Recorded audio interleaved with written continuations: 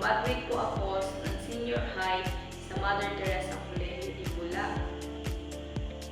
Ang aking talento ay maglaro ng volleyball at magluto.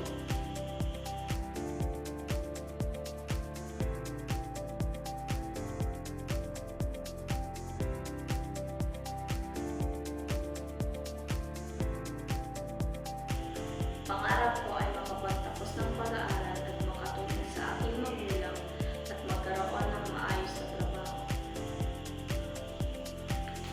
Pag naiisip ko o naaalala ko ang pangalan ni Dr. Jose Rizal, siya ay isang pambansang bayani at siya rin ay nagsisilbing inspirasyon ng mga kabataan at siya rin ay kilala sa akda niyang